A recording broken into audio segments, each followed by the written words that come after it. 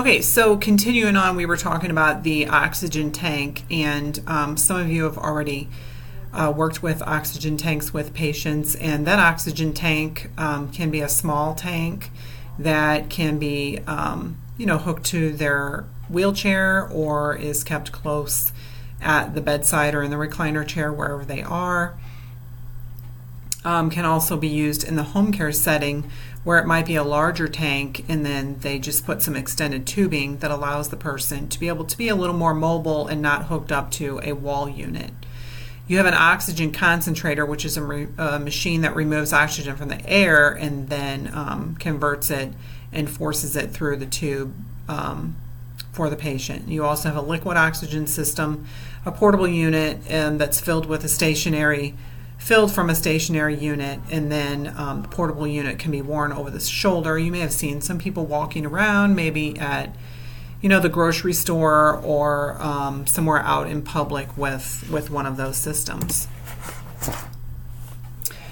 Oxygen, there are multiple oxygen devices, and we're going to talk a lot about these back in the lab. But again, the doctor will order they'll order the oxygen, and then they'll order how the device, what devices to be given the oxygen.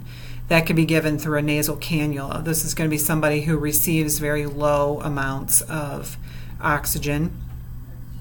They may have a simple mask, and that's someone who maybe breathes out of their mouth or needs a higher concentration of this oxygen level. And then you have partial rebreathers and non-rebreathers. And again, that's based on the concentration of oxygen that they're going to be receiving, the same with a Venturi mask. And you can see some of those pictures listed here on the slide. You can also see them if you refer to your book, page 653, lists those different masks. And if you pay attention to the actual mask part, they both have, with the partial rebreather and the non-rebreather, they both have the bag hooked to them, but as far as the holes that are blocked up in the mask itself is where you'll see that difference.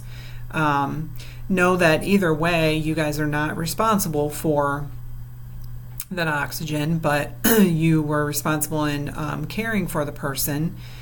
And know that moisture can build up underneath the mask, and so therefore you'd want to keep the person's face clean and dry. You may have to pull that mask up, and when you're washing the person, giving a bath, or maybe you notice the moisture is building up or the oil on their face, and so you can lift that up and use a washcloth and clean and dry underneath.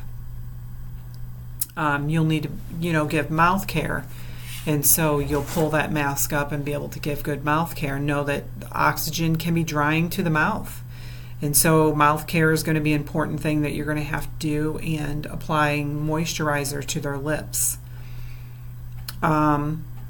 Oxygen can be given by the cannula during meals, and so then the nurse would be the one who would change over from an oxygen mask to the cannula so that you would be able to feed the person, or they could feed themselves.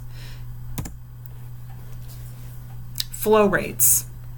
The flow rate is the amount of oxygen given. It's measured in liters per minute, and the doctor orders between 2 to 15 liters of oxygen per minute. The nurse or the respiratory therapist sets that flow rate.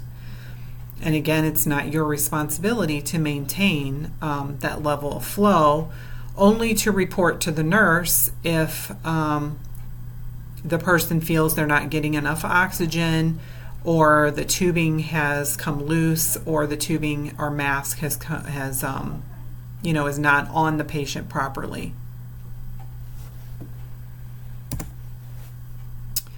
Oxygen administration setup. Know that if the oxygen is not humidified, that it can dry the person's airway and mucous membranes. If this is a huge problem for the patient and you've given mouth care and you've put moisturizer on the person's lips, if the nose is dried, maybe they are complaining of being uncomfortable, or they've got some bloody drainage from the nose, alert the nurse, and she can do what needs to be done to get that humidifier set up. and that's distilled water, is added to that humidifier. And you'll know if that is set up as you see in the picture to the side, and you'll have bubbling of that humidifier. Oxygen safety. You assist the nurse with oxygen therapy. You do not give oxygen and you do not adjust the flow rate, but you must give safe care to this patient when they're receiving oxygen. So when we meet in the lab, we will go over the different types of delivery systems and talk about some of the flow meters and more about the safe care that is given to the patient when using oxygen.